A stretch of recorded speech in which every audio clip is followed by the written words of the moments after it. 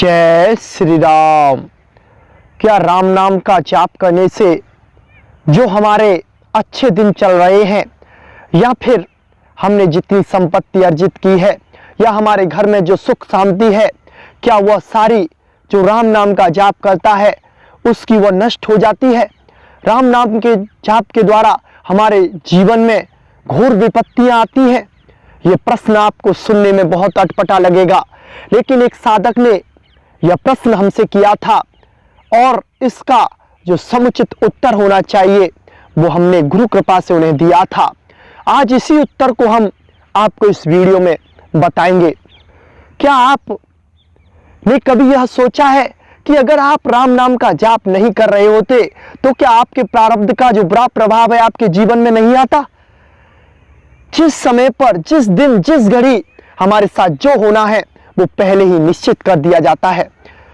हमें किस जगह पर लाभ होना है, हमें किस जगह पर हानि होनी है, कहां पर हमें एक्सीडेंट होना है या फिर कहां पर हमें सारे कष्ट या फिर असाध्य रोग होने हैं, किस समय होने हैं, वो सब पहले से ही निश्चित होते हैं और वह बहुत प्रबल अवस्था में होते हैं।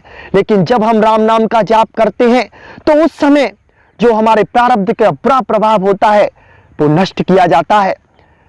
जैसे कि हमारे जीवन में हमारा घर बार सब बर्बाद होना था और हमारा सब कुछ नष्ट होकर हमें भीख मांगनी पड़ती थी, लेकिन जब हमने राम नाम का सहारा लिया किसी संत की कृपा से या किसी गुरु की कृपा से, तो फिर वही हमारे जीवन में थोड़े से घाटों में निपटा दिया जाता है या फिर हमारे घर में कुछ ग्रह क्लेश हो जाता है या फिर कुछ ऐसी हानि हो जाती है जो उस बड़े प्रारब्ध के बुरे प्रभाव को वहीं पर उस छोटे में निपटा दिया जाता है।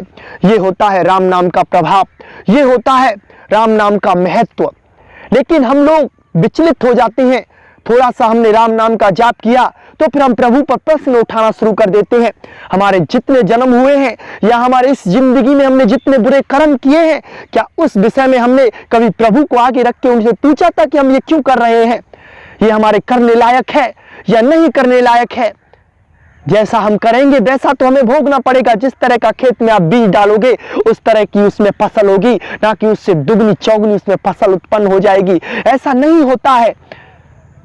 ये सब एक भ्रम है कि राम नाम का जाप हम जब करते हैं तभी हमारे जीवन में परेशानियां आती हैं। हमारा सब कुछ नष्ट हो गया है, हमारी पत्नी हमसे बोल नहीं है, घर वाले हमें मारने के लिए दौड़ते हैं, घर वाले हमें पागल समझते हैं या फिर और बहुत सी ऐसी बातें हैं जो राम नाम का जो जाप करते हैं उनके प्रति उनके हृदय में जो बातें आती हैं उनको वो उठाते हैं।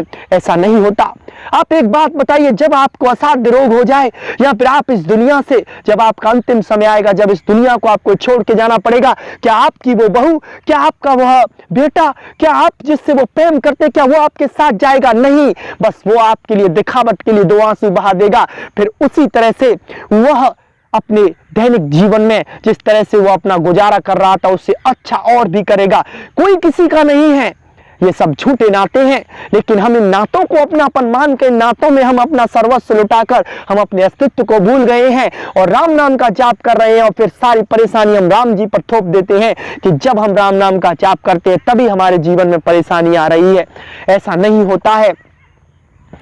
हमारे कुछ कर्म, कुछ इस जन्म के, कुछ उस जन्म के जो प्रारब्ध के, बस हम इस संसार चक्र में उनके वजूद घूम रहे हैं।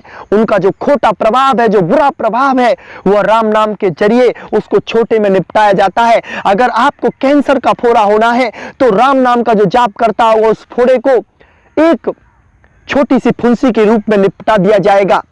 या फिर आपको पैर का एक्सीडेंट होना है तो आपको थोड़ी सी चोट लगकर उस प्रारब्ध भोग को नष्ट कर दिया जाएगा। लेकिन हम उस समय धीरज रखें, उस समय हम संयम रखें और अपना आपा ना खोएं, क्योंकि धैर्य ही एक हमारी वो शक्ति है जिससे हम हर मुसीबत, हर कठिन परिस्थिति को बड़ी कुशलता से उसको निभा जाते हैं। जिसके अंदर धैर्य नहीं है वो कुछ नहीं कर सकता। और इन झूठे आडंबरों को बनाना छोड़ दीजिए कि जब से हम राम नाम का जाप कर रहे हैं तब से हमारे जीवन में परेशानी आना शुरू हो गई हैं, या फिर हम जब से भक्ति कर रहे हैं या हम श्री राम जी को पाने की कोशिश कर रहे हैं तब से हमारे जीवन में तरह तरह की विपत्तियां, पहाड़ आने लग गए हैं। ऐसा नहीं होता है।